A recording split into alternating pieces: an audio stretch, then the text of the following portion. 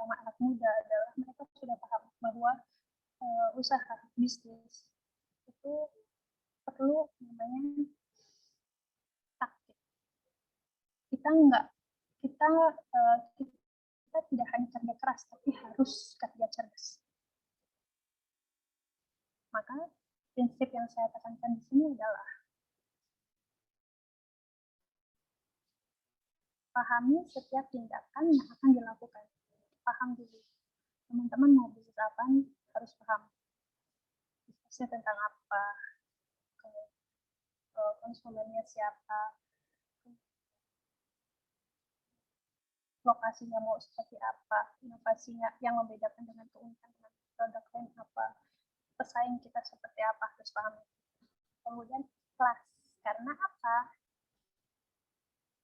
Yang namanya bisnis itu mungkin di awal belum tentu semuanya mulus, karena yang namanya bisnis itu adalah hubungannya kita sama yang di atas, hubungannya kita sama yang memberi rezeki, bukan sama bos.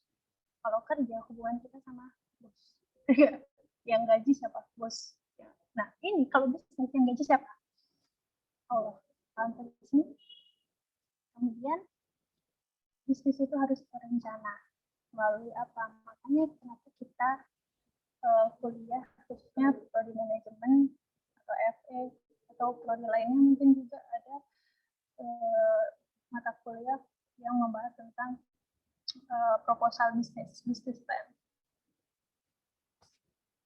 Biar apa? Biar kita itu terbiasa untuk merencanakan sesuatu itu dengan terstruktur.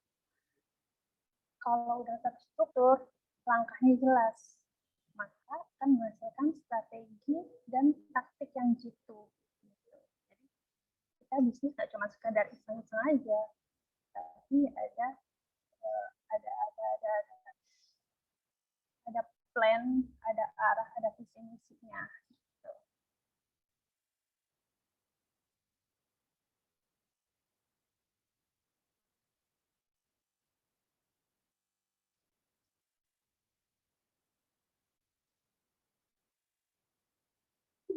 Nah, kita sebagai mahasiswa bisnis itu nggak sekedar bisnis. Kita punya landasannya, kita punya pedomannya. Jadi kita berbasis sama ilmu. Gak sekedar kita ibarat lari itu sekedar lari aja, tapi kita lari punya tujuan, lari tahu arahnya, lari tahu kalau di depan itu ada hambatan dan bagaimana cara menghadapi hambatan itu. Yang pertama adalah penguasaan konsep manajemen. Contohnya, tahu teknik pemasaran, punya motivasi bisnis, entah untuk memotivasi diri sendiri, atau memotivasi orang lain, atau memotivasi partner kerja kita. Itu kan kita pelajari ya. Kemudian mengatur pos pengeluaran. Kita punya cara bagaimana cara pengeluaran itu tidak terlalu over budget. Nah, gimana caranya? Caranya adalah teman-teman harus belajar untuk bikin bisnis plan dulu.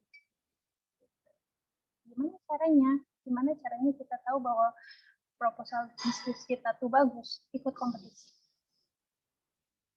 Kita akan tahu proposal kita bagus kalau misalkan kita menang. Kita masuk berapa besar gitu. Nah, kalau belum lolos, gimana Mega? Perbaiki. Jangan nyerah. Kemudian selanjutnya adalah berbisnis itu harus punya visi misi dan memiliki karakter pebisnis. Soalnya pebisnis sama pegawai itu beda. Nantilah kita bahas sambil ngobrol aja. Yang pertama tentang keterampilan. Kenapa? Yang namanya bisnis, kita kalau nggak punya keterampilan, gimana bisnisnya bisa jalan? Kalau misalkan kita mau bisnis kayak gini nih, kafe yang jual kopi. Tapi kalau kita nggak bisa ngolah kopinya, kita nggak punya keterampilan untuk ngolah kopinya,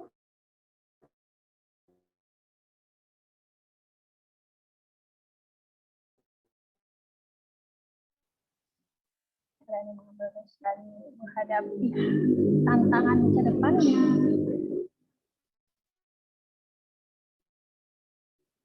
Artinya adalah seperti aku punya bisnis,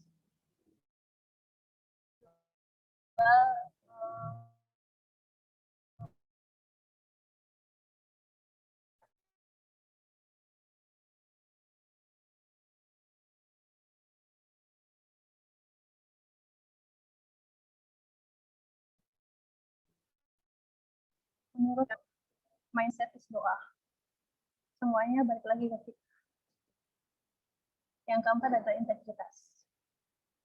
Integritas.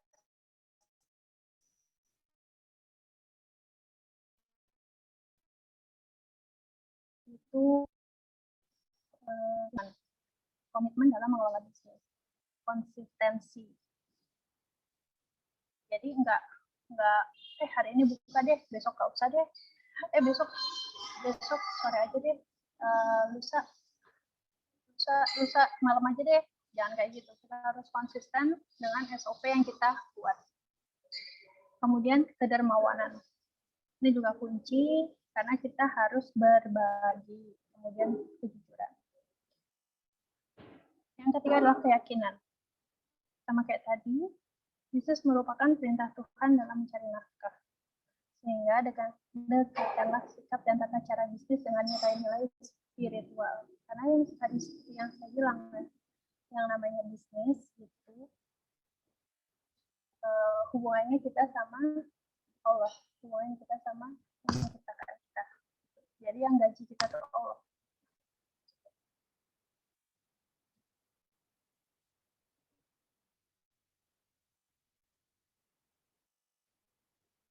Nah, ini harus aku share sih, karena teman-teman harus tahu yang namanya bisnis itu teman-teman harus satu, berani mengambil resiko, inovatif, bersaing, agresif. Agresif ini maksudnya adalah memetakan persaingan untuk menumbuhkan semangat berprestasi. Pokoknya bersaing positif, kemudian proaktif, bertindak dengan perencanaan matang terhadap peluang. Makanya tadi butuh yang namanya business plan atau proposal bisnis. Kemudian otonomi, kebebasan, semangat dan kebebasan untuk mandiri.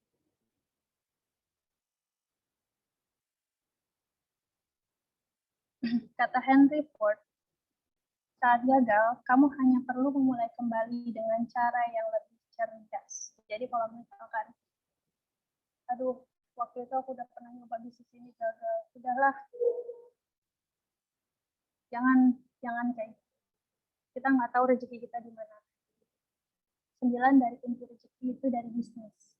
Jadi jangan sampai teman-teman sia-siakan itu.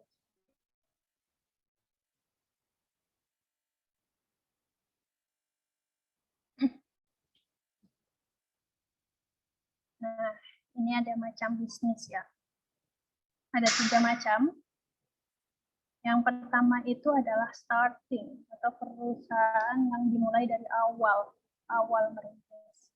Membentuk dan mendirikan usaha baru dengan menggunakan modal, ide, organisasi, dan manajemen yang dirancang sendiri. Semuanya berawal dari kita sendiri.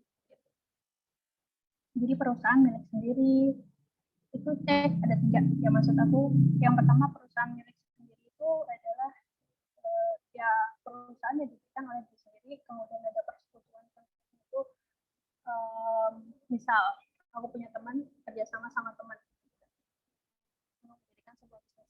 Yang ketiga itu perusahaan berbadan hukum, contohnya kayak PT, CP yang sudah ada hukumnya, ada legalitasnya, ada pembagian sahamnya. Kemudian buyingnya adalah membeli perusahaan. Beli perusahaan yang udah dirintis sama orang lain dengan nama dan organisasi yang sudah ada. Jadi kita udah terima jadi aja. Biasanya di situ udah ada tempatnya, udah ada karyawannya, udah ada SOP-nya, udah ada suppliernya. Pokoknya udah ada semuanya, kita beli perusahaan. Yang ketiga adalah franchising. Nah, kerjasama antara entrepreneur dengan perusahaan besar melalui persetujuan hak beli atau hak monopoli untuk menyelenggarakan suatu laba. Contohnya banyak ya, kayak Indomaret, Alfamart. Minuman-minuman juga banyak yang franchising ya, kayak Premil gitu. Nah, ini perbedaan, kelebihan dan kekurangan dari masing-masing tiga hal tadi, starting, buying, sama franchising. Kalau starting, dia kelebihannya adalah sama gagasan murni dari pemikiran kita. Kita mau bawa bisnisnya kemana, itu berbagi ke kita. Bebas beroperasi, kita bikin bisnis. Kemudian fleksibel dan mudah diatur, karena apa, semuanya dari kita sendiri. Kemudian kekurangannya adalah belum dikenal, karena baru awal memulai bisnis. Contohnya kayak bisnis saya tuh, Joglo City Angel yang terbaru ini, resto, pemancingan, sama wisata. Belum banyak yang kenal, ya benar. Apalagi dimulai pas pandemi. Tapi ada caranya bagaimana kita bisa memasarkan semuanya itu dengan baik, mendatangkan konsumen. Kemudian inefisiensi, karena apa, semuanya belum pakem. Jadi yang kita anggap efisien ternyata kurang efisien. Penuh ketidakpastian, karena baru awal merintis. Kemudian kurang daya saing. Tapi kalau misalkan kita punya plan, punya rencana yang matang, kita bisa bersaing. Kita bisa memetakan siapa pesaing-pesaing kita. Jadi kita bisa masuk ke dunia persaingan itu. Kemudian yang kedua adalah buying. Kelebihannya adalah lokasinya udah cocok, dan karyawan dan pengasuh karyawan udah masuk, udah siap operasi, semuanya udah siap aja semuanya. Tapi kekurangannya adalah kemungkinan perusahaan yang dijual adalah perusahaan yang lemah, kondisinya lagi kurang baik, entah itu dari pemasarannya, entah itu dari internalnya. Makanya ketika kita mau beli usaha orang lain, itu kita harus benar-benar pilih-pilih, benar-benar pilah-pilah. Jangan sampai kita beli kucing dalam karung, atau kita beli perusahaan ini ternyata namanya kurang baik di masyarakat, kan percuma. Peralatan yang tidak efisien, bisa jadi karena peralatannya udah tua, udah rusak gitu. Kemudian sulit berinovasi. Kok bisa sulit berinovasi? Yes. Karena perusahaan yang sudah dibangun, mereka sudah punya pakemnya sendiri. Orang-orangnya nih, orang-orang lama semuanya. Jadi kalau mau kita ajak untuk sesuatu yang baru, susah.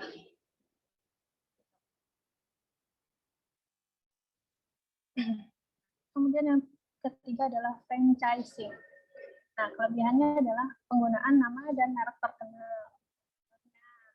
Apa itu Premil, namanya udah terkenal, mereknya udah banyak orang tahu, manajemennya udah siap, pokoknya semuanya udah siap. Kekurangannya adalah kita tidak mandiri. Ketika perusahaan induk goyang, kita tetap ikut goyang. Ketika perusahaan induk kena kena skandal sesuatu, kita tetap kena. Gitu. Dan jangan bilang bisnis franchising itu tuh kita untungnya itu udah maksimal. Gitu. Sebenarnya itu lebih menguntungkan perusahaan induk. Kita tetap disetir sama perusahaan induk. Kemudian terdominasi. Didominasi sama perusahaan induknya itu. Semuanya berdasarkan arahan aturan SOP dari perusahaan.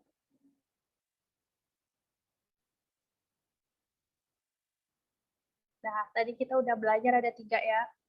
Ada 3, starting, buying, sama franchising. Nah, sekarang teman-teman bisa jawab sendiri tuh dalam hati teman-teman. Kira-kira apa ya yang cocok sama karakter saya. Gitu. Jadi dilihat dari kelebihan dan kekurangan tadi.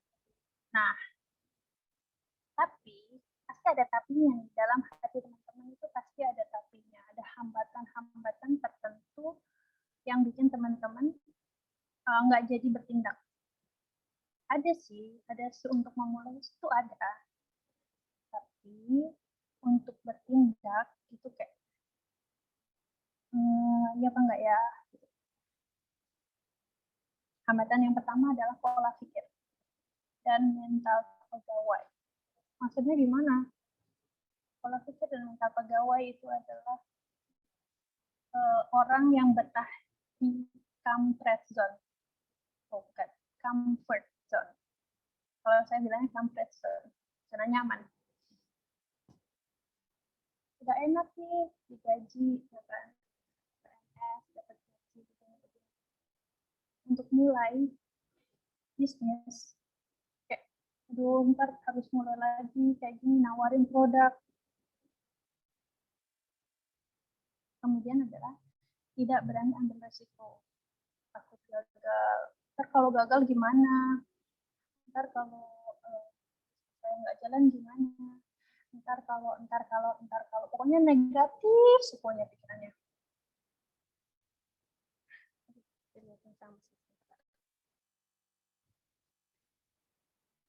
Pokoknya gitu.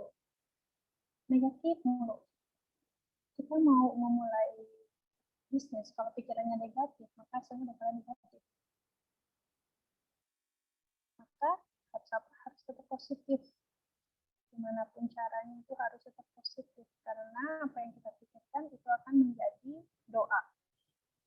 Kemudian, alasan klasik. Kok saya nggak ada modal, Kak. Kak, saya nggak punya duit, Kak. Gimana mau bisnis? Bisnis biar punya duit. Nah, gimana ceritanya? Ini, kalian mahasiswa, potensinya banyak, privilege-nya banyak. Manfaatin. Lewat apa? Ikut kompetisi. Coba teman-teman bayangin. Ikut kompetisi bisnis, kayak PKM, KBMI, kalau sekarang namanya pokoknya itulah semua kompetisi-kompetisi bisnis yang diadain antar universitas. Kalau dapat pendanaan dari situ, otomatis modalnya gratis nggak? Kalau teman-teman ngelewatin itu, otomatis ngelewatin yang namanya peluang. Peluang itu kayak busur panah. Sekali melesat, dia kan nggak akan balik lagi. Kalaupun balik, itu nancep tuh sakit. Nancep di gigi, dari tangan, semua sakit. Karena apa? Ngelihat, wah temen aku waktu itu yang ikut kompetisi tuh lolos. Waktu itu harusnya aku ikut juga, diajakin tuh sama dia, tapi aku nggak ikut. Gitu. Kan ada tuh temennya, ayo ikut kompetisi yuk. Enggak, aku males, aku mau fokus kuliah aja. Dia udah melewatkan satu peluang. Kita nggak akan tahu hasilnya seperti apa. Gitu. Jadi alasan nggak ada modal itu tuh bukan alasan. Bukan alasan, apalagi kalian adalah mahasiswa. Maunya untung besar dan tidak mau merintis dari kecil. Ya, mayoritas kayak gitu. Nanti kalau saya bisnis ini untungnya paling cuma berapa? Ya, mulai aja belum udah mikirin untung. Boleh ya. Jadi, yang namanya bisnis memang harus dirintis. Hasilnya berapapun disyukuri. Yang tadi saya bilang, rezekinya yang ngasih adalah langsung Allah. Gitu. Maka tugas kita adalah membesarkan mangkok. Kalau awalnya mangkoknya cuma segini, kita besarkan jadi segini. Kalau mangkoknya cuma segini, besarkan lagi segini. Besarkan lagi seember, besarkan. Itu namanya pemantasan. Kita nggak akan dapat penghasilan 5 juta, misal 5 juta sebulan, 10 juta sebulan, 20 juta sebulan. Kalau kita nggak pantas. Selanjutnya adalah patah semangat. Saya udah pernah gagal bisnis. Saya bangkrut. Kalau nggak, orang tua saya pernah bangkrut, Mbak. Saya jadi nggak berani bisnis. Jangan pernah patah semangat. Bangkrut, gagal, dibohongin, dicuri, dikerjain orang, dibohong, ya macam-macam. Itu adalah cobaan. Ya, siapa lagi yang ngasih cobaan kalau bukan Allah? Jadi kita tetap harus istiqomah, kita harus tetap mendekatkan diri sama yang ngasih. Kemudian alasan terakhir, lingkungan yang kurang mendukung. Kayak misal keluarga saya nggak pengen saya punya bisnis, Mbak. Keluarga saya PNS semua, keluarga saya budak korporat semua.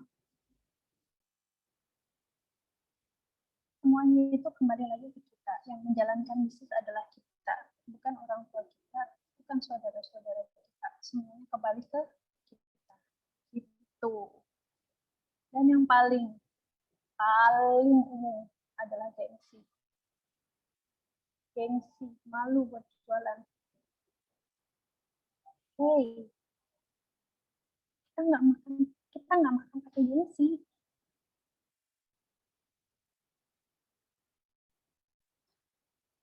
Gitu.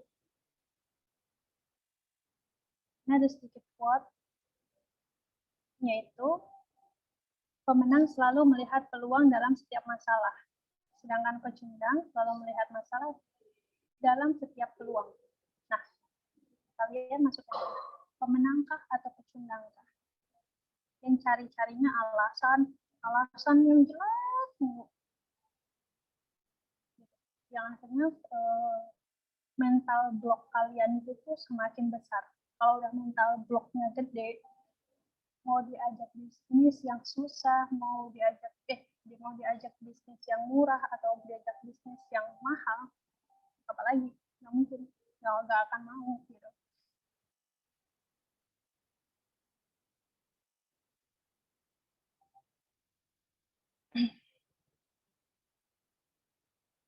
Nah, ada quote lagi terakhir ya.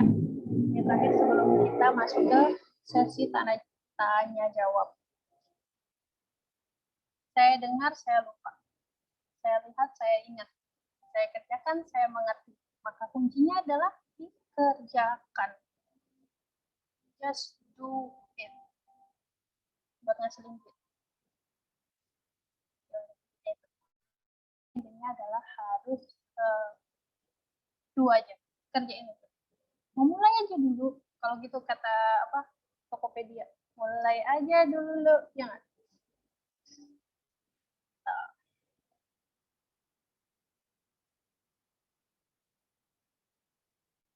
Dah.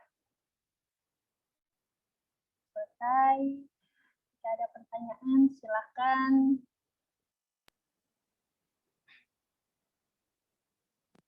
Baik, Kak Mega, terima kasih atas pemaparan materinya.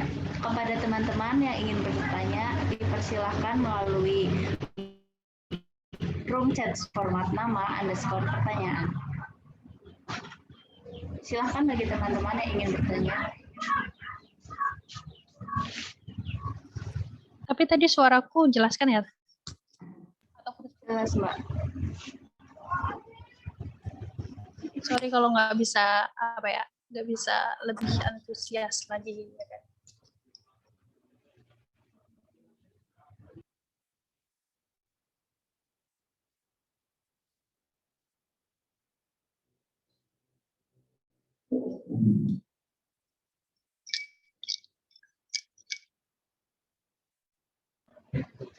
Silakan teman-teman.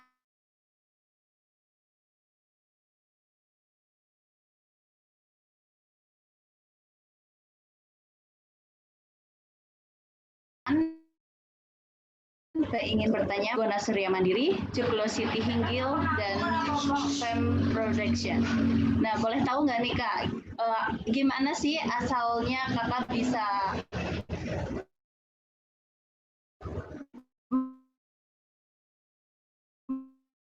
mempunyai Hinggil ini? Jadi awalnya itu semuanya itu berawal dari kompetisi. Semuanya berawal dari Trigona Surya Mandiri. Trigona Surya Mandiri berawal dari program Hibah Bina Desa. Kalau waktu itu saya nggak ikut program Hibah Bina Desa, kayaknya saya nggak akan punya Trigona Surya Mandiri. Kalau saya nggak punya Trigona Surya Mandiri, saya nggak akan punya Joglo City Hinggil resto yang terintegrasi dengan pariwisata. Jadi resto saya itu memang posisinya adalah di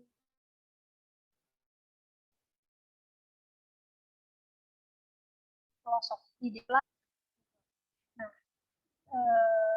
kenapa ya itu tetap bisa menghasilkan income yang sesuai dengan yang saya harapkan? Karena tapi itu jauh, Mega. Ternyata konsumen-konsumen saya itu ketika datang, mereka tidak hanya sekedar makan, tapi menikmati suasananya. Menikmati suasananya, pengen lihat lancang atau budidaya lancang, pengen icip-icip madu lebah lancang. Nah, dalam waktu dekat ini, insya Allah kami ada launching pemancingan. Jadi ini lebih apa namanya? Lebih lengkap lah, ada pemancingan juga. Jadi untuk family time, keluar dari apa namanya kebisingan kerjaan dan lain sebagainya, itu cocok banget gitu. Emang pada awalnya memang apalagi kita bukanya adalah pada saat pandemi, awalnya itu ya orang datang ya hitungan jari, tapi lama kelamaan walaupun yang datang itu jarang, tapi mereka karena sudah mencoba masakannya, mereka delivery order. Kalau di tempat saya seperti itu mayoritas, karena emang posisinya adalah di dalam desa banget. Gitu. Jadi intinya awalnya adalah dari PHBD. Jadi teman-teman kalau misalkan pengen mulai bisnis, manfaatin deh, benar-benar manfaatin momentum kalian jadi mahasiswa. Sayang tahu kalau misalkan ada peluang ada apa namanya kompetisi kalian nggak ikut. Masalah menang kalah itu urusan belakang. Yang penting adalah satu, kita mencoba buat bikin bisnis plan, kan? Seenggaknya kita udah memetakan aku mau bisnis apa nih ya. Nah, udah terpetakan nih, belum luas, ya udah aplikasinya ntar gitu. Yang penting udah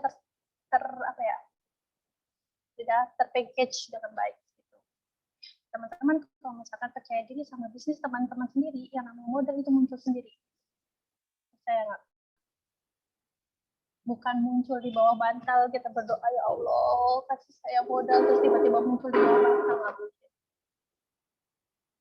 Entah nanti gimana caranya, ngobrol sama orang tua dulu kah atau gimana, karena kalian optimis sama bisnisnya itu bakalan berjalan dengan lancar karena sudah terkonsep. Kuncinya adalah itu.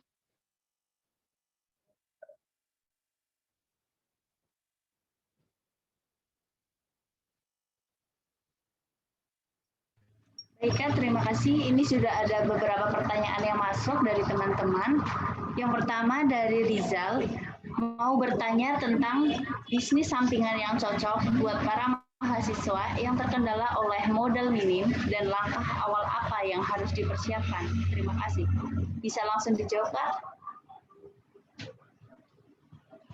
Caranya adalah minimal kalian jadi reseller sesuatu barang. Itu modal nih, cari barang yang sesuai dengan kemampuan kalian.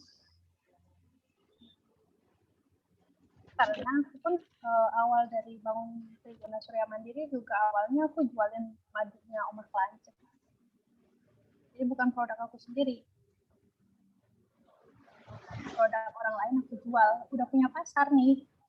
Baru deh kita mulai produksi sendiri.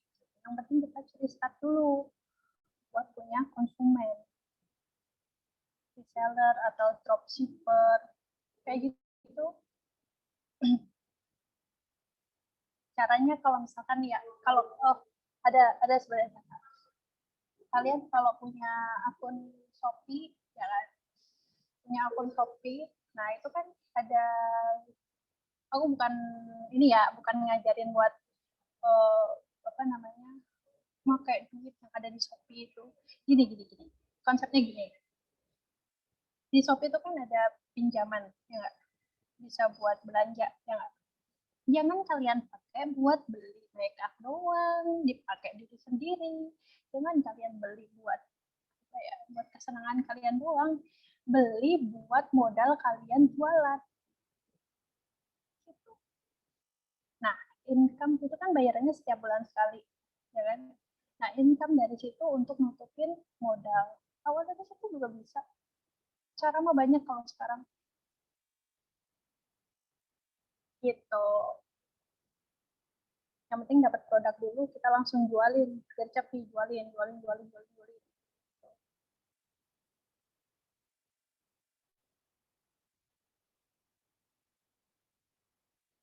Nah, ada lagi?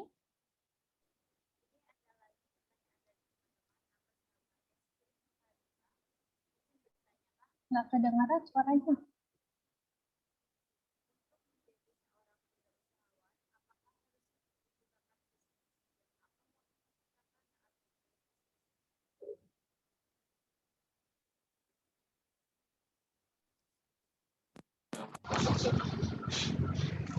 Terima kasih Kak atas jawabannya. Berikutnya ada pertanyaan dari teman kita atas nama Destin Fadila.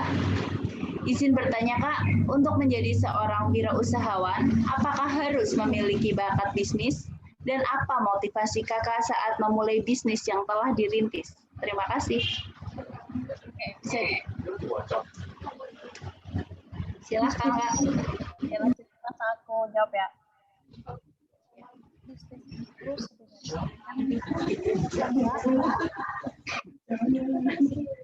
bisnis itu kayak pelajaran yang bisa kalian pelajari. Yang awalnya nggak bisa ngitung, kalian belajar jadi bisa ngitung. Gitu. Kayak matematika, kalian nggak tahu 1 tambah 1.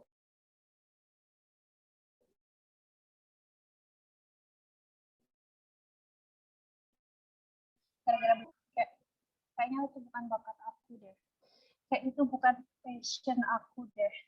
Kayaknya aku nggak mungkin deh jadi pebisnis deh. Aku nggak bisa jualan deh.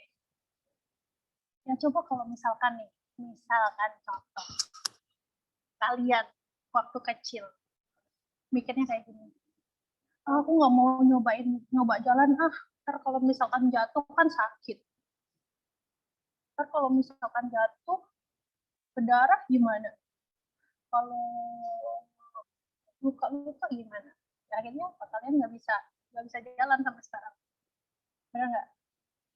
Makanya teman-teman sering-sering apa ya, ya minimal lah nonton di YouTube, jangan sekedar nonton reality show, dengerin musik, tapi dengerin tips-tips orang bagaimana cara memulai bisnis sesuai dengan keterampilan kalian. Kalian bisa nyanyi, mungkin ada bisnis yang berhubungan sama nyanyi, atau keterampilan apa kalian bisa memulai bisnis itu. Kayak aku bikin tas make krem, bisa rajut, bisa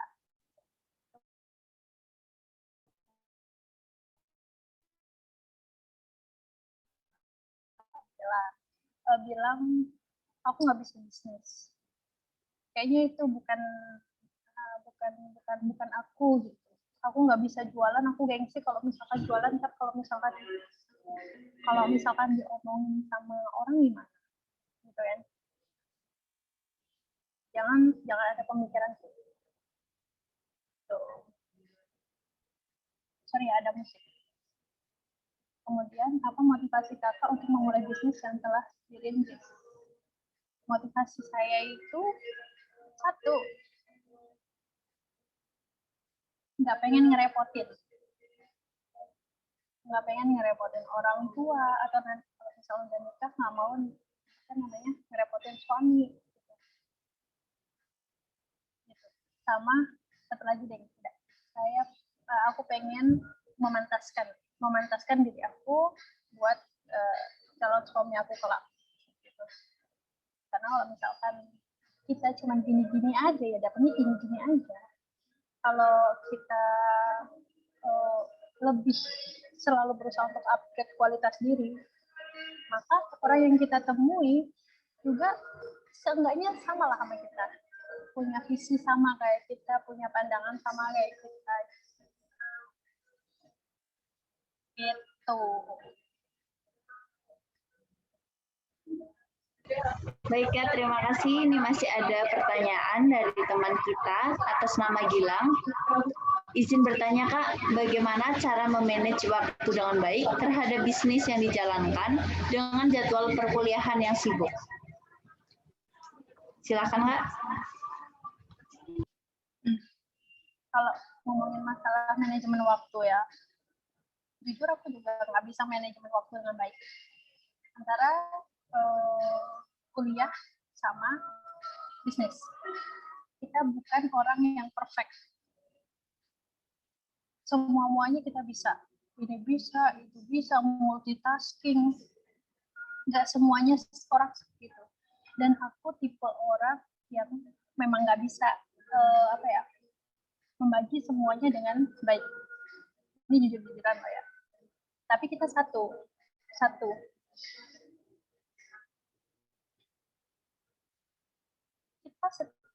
Setiap kita punya tujuan hidup. Mau dibawa kemana hidup kita itu ke depannya.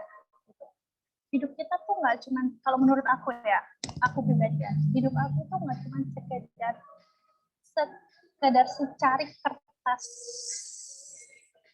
wisuda, sertifikat lulus, dan lain sebagainya. Nggak sekedar itu. Hidup kita tuh jauh ke depan, lebih jauh ke depan. Gitu. Jadi, kalau misalkan ditanya bagaimana cara memanajemen waktu yang baik, sebisa kita, semampu kita. Karena gini, ketika kita mau mulai bisnis, kita tanya dulu sama diri kita, kenapa aku mau mulai bisnis? Tujuan aku apa? Kalau cuma untuk misal pamer-pameran doang ya buat apa? Gue punya bisnis dong, begini. Buat apa? Bisnisnya buat apa?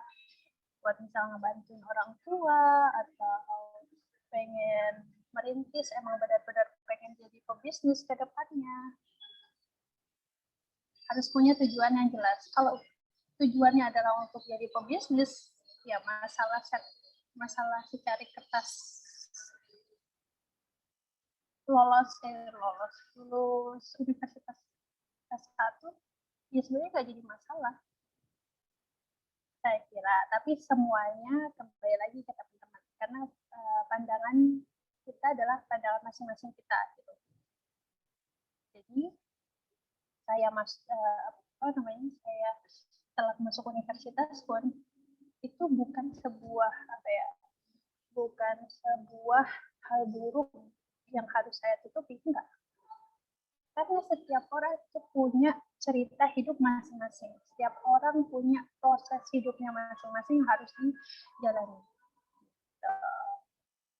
Jadi kembali lagi ke teman-teman, antara mengolah waktu itu sebisa kita. Karena apa?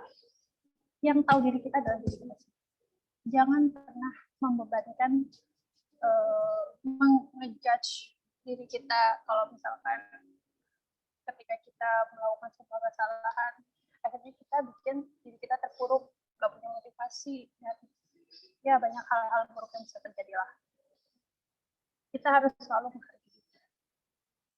Dimanapun kondisi kita, gimana pun proses hidup yang kita jalani, pokoknya itu. Kalau aku, jadi semua kembali lagi ke teman-teman.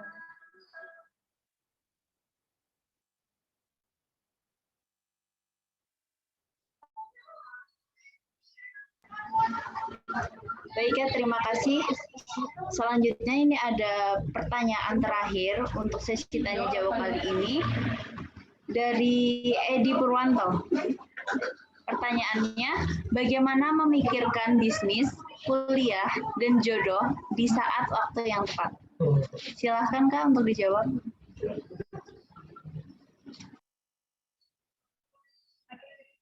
Ngomongin waktu yang tepat. Waktu yang tepatnya orang itu masing-masing beda. Karena gini, orang itu punya waktunya masing-masing. Jadi jangan pernah, ini waktunya belum tepat. Kita nggak akan tahu waktu yang kita jalan ini udah tepat apa belum kalau kita nggak memulai. Jadi kuncinya adalah kita mulai dulu. Gitu. Jadi jangan pernah bilang, wah kayaknya waktunya belum tepat nih untuk bisnis. Nanti takutnya jodohnya ke pending, kata siapa. Nanti takutnya kuliahnya ke pending. Hey, kita balik lagi ke tujuan kita. Kita mau bisnis, itu buat apa? Gitu. Ya, kalau misalkan kalian nungguin S1 deh, nungguin wisuda deh, baru nanti mulai bisnis, ya telat, peluang udah lewat. Kemarin ada kompetisi kenapa nggak ikut? Ya udah nanti aja deh kerja dulu, ngumpulin duit, abis itu bisnis. Ya telat. Orang duitnya nanti juga bakal pakai lagi. Bisa nabung nggak? Enggak. Bakal kepake, percaya. Kalau kita nggak mau mulai, nggak akan mulai. Gitu. Jadi intinya waktu yang tepat itu tuh semuanya balik lagi ke kita. Balik lagi kita nggak akan tahu waktu yang tepat itu kapan kalau kita nggak mulai. Dan setiap orang itu waktunya beda-beda. Ada tahun, ada yang umur 30 tahun baru sukses, ada yang umur 50 tahun baru sukses. Ada yang sekali nyoba udah langsung sukses, ada 1001 kali coba baru sukses. Contohnya pemilik McD. Kita nggak akan tahu waktu yang tepat itu kapan kalau kita nggak nyoba. Gitu. Mulainya dari apa? Hal-hal kecil dulu aja. Teman kamu punya produk apa? Sini gue resellerin. Minimal itu. Kalau teman sendiri kan nggak harus kita beli dari produk mereka. Sini coba aku bantu pasar. Nanti fee-nya berapa? Aku dapat diskon berapa? Kalau jual segini, itu minimal adalah cara kita buat cari konsumen kita. Tuh, banyak. Ini kok apa namanya produk pilihan.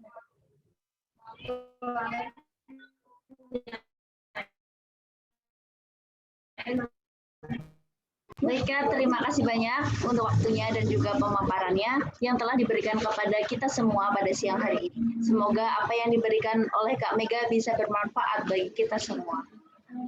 Terima kasih juga kepada teman-teman yang telah aktif bertanya dan juga mengikuti kegiatan ini sampai akhir.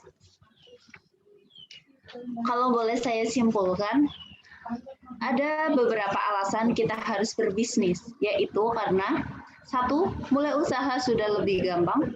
2. Kreasi tanpa batas. 3. Kesuksesan ditentukan oleh diri sendiri. 4. taraf hidup yang semakin tinggi. 5. Lapangan kerja terbatas. 6. Aset di hari tua. 7. Peluang dengan cerdas, yaitu dengan memahami setiap tindakan yang akan dilakukan. Ikhlas, terkonsep, memiliki langkah yang strategis dan jitu. Sebelum acara ditutup, ada sesi foto bersama. Dimohon kepada teman-teman peserta untuk menghidupkan kamera. Sesi foto bersama akan saya pandu. 1, 2, 3.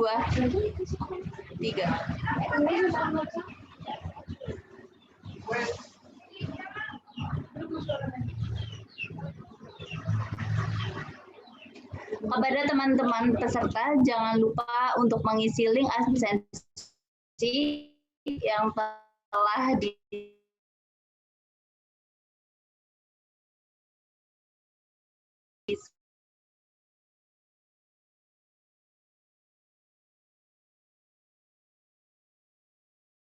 dalam room chat. Terima kasih banyak kepada Kak Mega atas waktunya. Semoga sehat selalu. Saya Dina Ratnaningrum selaku moderator sekaligus pembawa acara. Mohon maaf yang setulus-tulusnya apabila terdapat kesalahan. Sampai jumpa di Business Talk Series 4 berikutnya. Nasruminallah wa fatun qarib. Wassalamualaikum warahmatullahi wabarakatuh.